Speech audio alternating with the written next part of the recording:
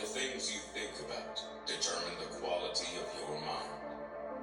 Your soul takes on the color of your thoughts. All right, what's good, y'all? Late night session here. Just in the middle of some of my Stoic philosophy that I do, which I do, in the middle of the night. I think it gives me an edge in this fantasy football game. Just, you can't win if you don't have the right mindset, right? And that's the kind of mindset that I try to drive down on my players as the owner of the Toronto Mystics. And just for myself personally, my work that I do as a commissioner day in, day out, trying to get better, making sure I'm giving my all to this league and just, expanding my mind and really freeing my mind is something that I think gives me an edge and gives this league an edge at the end of the day. So I will take a break from that real quick to break down the 3-team trade that happened in the league between myself, Las Vegas and Nick Mills, and then Atlanta and Ethan Bigby. I think it was a weird trade. I think it's probably an unclear trade of who won at this current point, but I do have to say, yes, see, I already ripped these. They're kind of new too, but that's just how hard we've been going in the gym. I do have to do my push-ups and my sets during this video. I'm trying to multitask. If this doesn't work and I'm not making sense in the points that I'm trying to convey, then I'll just do this at the end of videos. But for anyone that doesn't know, a couple of videos ago, we're on the road to 50 subscribers. For every additional subscriber we get, that'll be an additional set of push-ups and then dumbbell bench that'll do. We did gain 4 subscribers. Are they bots? Probably. It's neither here nor there. Apparently, if you're a small YouTube channel and you make a subscriber challenge, people come out the woodworks. We are giving away $100 on the channel once we hit 50 subscribers, but yeah, I didn't think we'd get 4 subscribers so quickly. So over the course of this video or this little monologue I'll do, I will have to do 14 push-ups, 14 double bench, 15 push-ups, 15 double bench, 16, 17, 18. No, starting at 15. Sorry, we had 14 out of the way, so 15 to 18. 4 sets of each, and I'll try to break down the trade in the meantime. So I guess I'll get into position for that. But I'll just kind of break down the trade while we're doing that. I did get wrapped up a little bit on my push-up form last time, that these weren't real push-ups. Now, I will say I have a habit of bending my shoulder when I do these. I think it's because I'm too close on one of my sides. So, we've been looking at the film, and I'll just bang out 15 really quickly. You guys can see, for some reason, my shoulders are not all right, are these good enough? 7, 8, 9, 10, 11, 12, 13, 14. I mean, this is full extension, so 15. Now, for my part of the trade, I get Trey Harris, I get Hollywood Brown, and I get a third. Gave away Travis Kelce, gave away Calvin Ridley, and gave away a second. Now, for me, I'm rebuilding, so getting Trey Harris is a good move. I think an underrated part of rebuilding is having players to watch on Sundays. It's great to have all the picks in the world, but if you're just miserable the entire time that you're rebuilding, at the end of the day, it's fantasy football. It's supposed to be fun. So for myself, getting Jackson Dart and then getting Trey Harris, I at least have a couple of rookies to watch on Sundays, which, probably isn't the best reason or rationale to make a trade, but for me, I think it makes a little bit of sense. I hate giving away Calvin Ridley. I think he's going to be really good with Cam Ward. These are going to get hard when we get to the 40s, by the way. 6, 7, 8, 9, 10, 11. Okay, all right, talking about the trade and doing those are going to be tough at the same time. So let's get back into a trade for a minute. Yeah, I get Trey Harris. I like him with Justin Herbert. I feel like he has a lot of upside. I don't believe in Quentin Johnston. I know Lad McConkey is good, but, a white receiver, is he really going to be a wide receiver 1 long term? I could see Trey Harris being the wide receiver 1 in a year or two. Giving away Kelce. Kelce looked terrible at training camp today. Today's the first day of training camp. He looks so washed. So And he wasn't going to help me this year. Like, am I going to win the championship? No. So, you know, getting rid of a dying asset there. I do hate giving up Calvin Ridley. I think, you know, you think he played with Will Levis last year and nothing else. Like, he's going to be really good with Cam Ward. So good part on Ethan. I gave myself an A- for his trade on my part. I think I could have gone an A+ if I didn't have to give away a second. And I know I got the third back, so that kind of mitigates it. But just, you know, if that had been a straight 2-for-2 trade, that would have been an A+ for me. So on the player side, I love it. Don't love getting up a second, pushing it back from 2026 to 2027. I do like the 2027 class more. Obviously, I have 8 first-round picks, 5 seconds, 5 thirds, and 5 fourth right now in the 2027 draft. So we're loading up there. Yeah, I'll give myself an A-. We'll do this next set, and then I'll break down Ethan's, do another set, do Mills, and then we'll end it out. I'm not sure what you guys think, though. If you guys would give me an A-. I feel like this is a trade that context has to come into play a little bit. Just like our direction of our franchises, which is why it's a weird trade probably. 7, 8, 9, 10, 11, 12, 13, 14, 15, 16. All right, let me just do these really quickly and then we'll get into Ethan's side, which I gave Ethan a B, which is the lowest score of this trade. Not that I think it's a bad trade.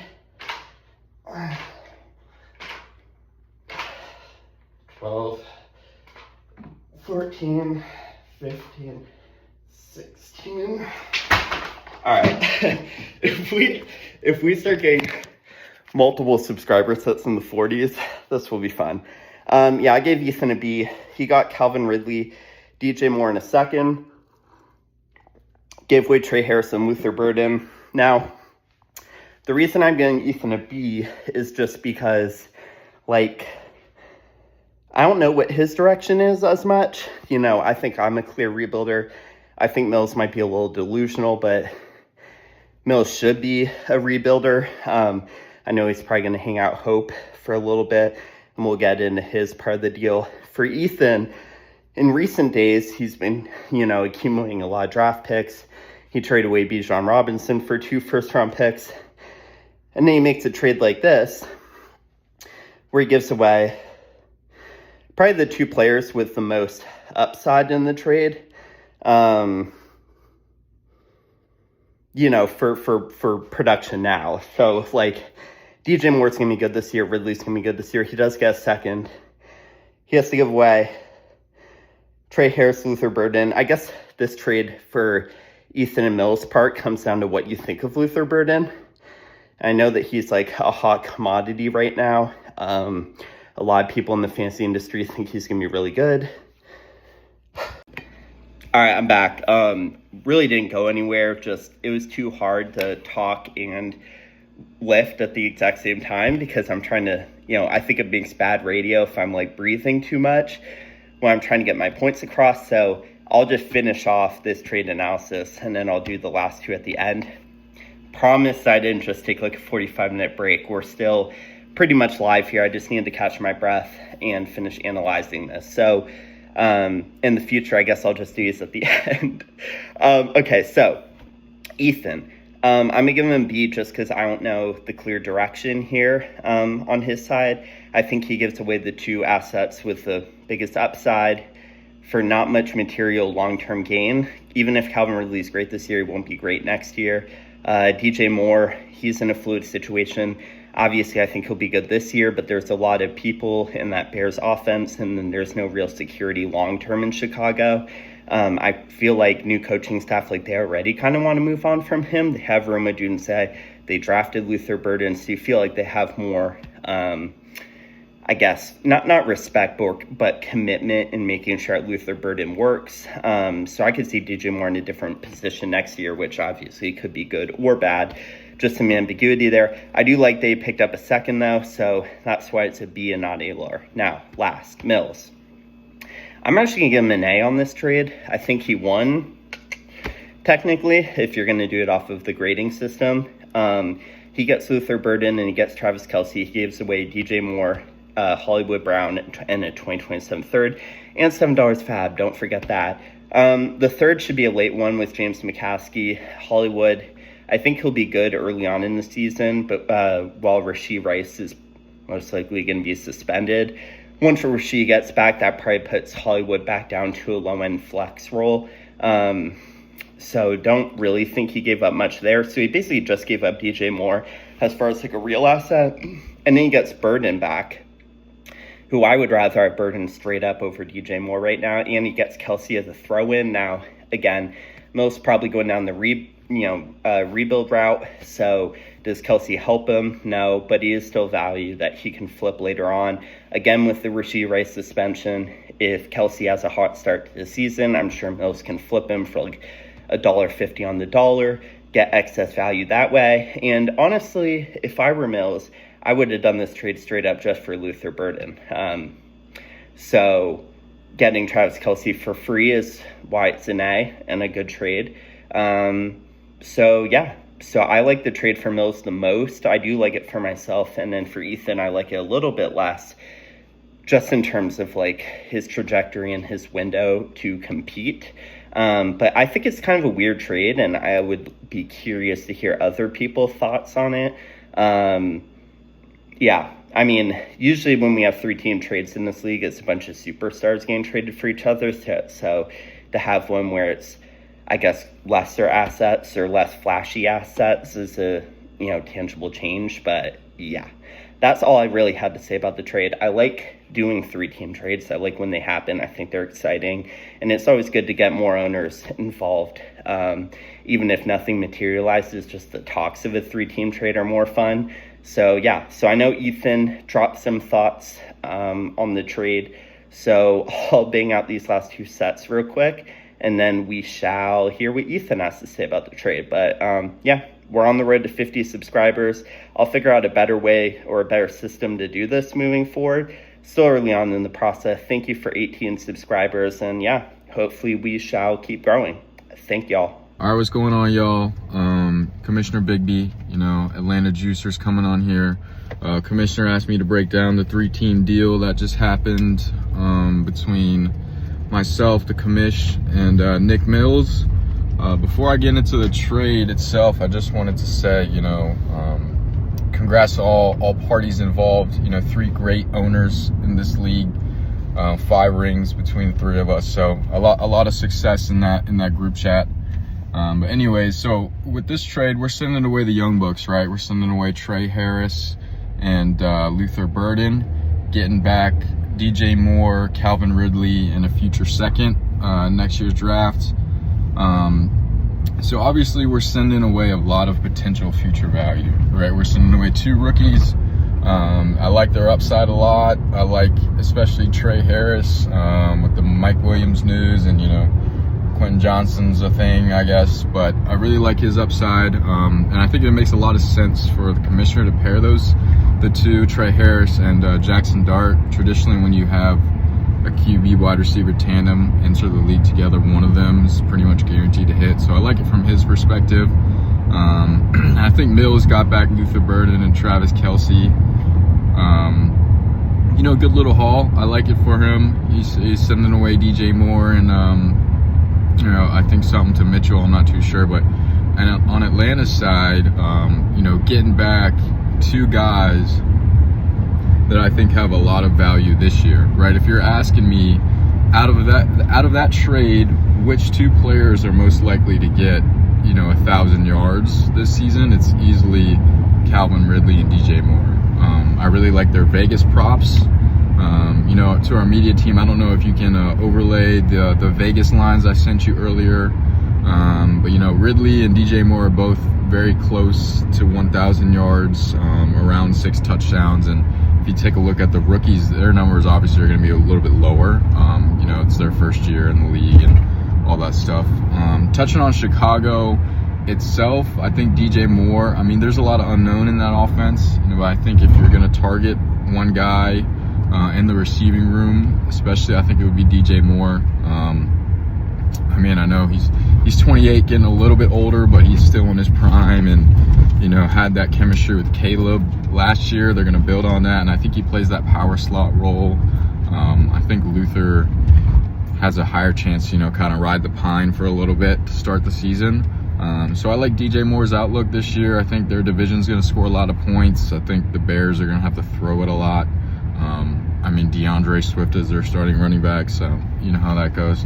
And then Calvin Ridley, I think we've seen this time and time again where a rookie quarterback comes into the league and, you know, has a resurgence with the older wide receiver. You know, Jaden Daniels last year with he who shall not be named out in Washington. So you see this every year. And also I think like there's no one to throw in Tennessee besides Ridley. Like he's probably going to have close to 130 targets, and maybe he gets lucky and scores 8 touchdowns this year. We'll see. But they're going to have to throw it a lot too. Their defense sucks. So high on those two guys this year. Obviously we're sending away 2 rookies that we were high on, but we still have, you know, we have Emeka Egbuka and Mr. Loveland there, who's also in Chicago. So we're feeling pretty good about it. Yeah, that's all on the trade. We've got a lot of depth in Atlanta now. If anybody needs, you know, some flex pieces, you know, maybe New York or a team that was in New York by city, you guys might need some depth. So hit my line. You know, I'm always open. All right. Hopefully I'm not fried too much for cutting the video, but this will be 17, and I'm just gonna bang these out back to back, which means there might not be too much talking. 14, 15, 16, 17. Yeah, when these get to the 30s and the 40s though, we're gonna have to really come up with a better system for this.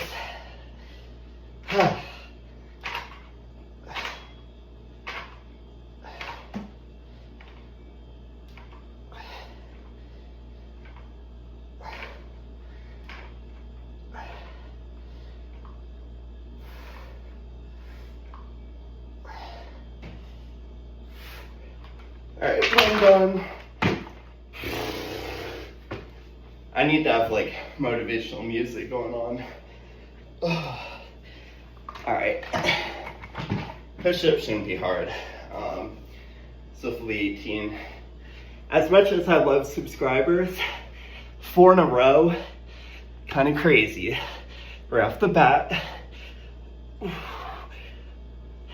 10, 11, 12, 13, 14, 15, 16, 17, 18. All right, I gotta motivate myself. Whew.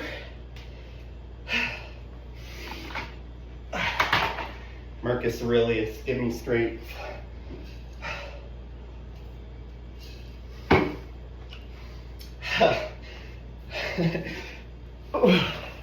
Alright, chest is dead pretty much at this point.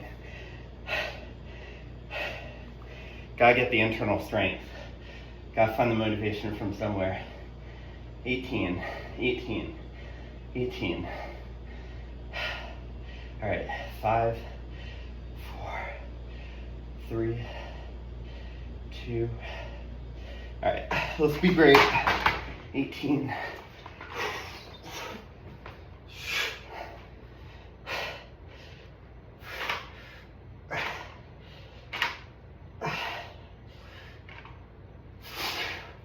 Six. 10.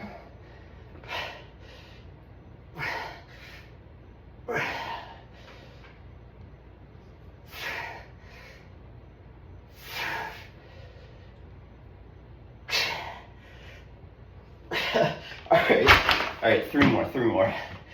3 more.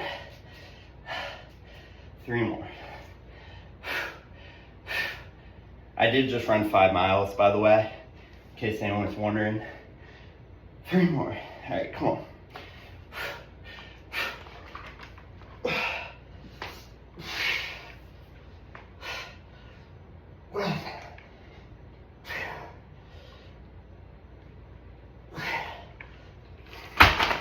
That's for y'all, bro. That's for y'all. Thanks for 18 subscribers. I'm out.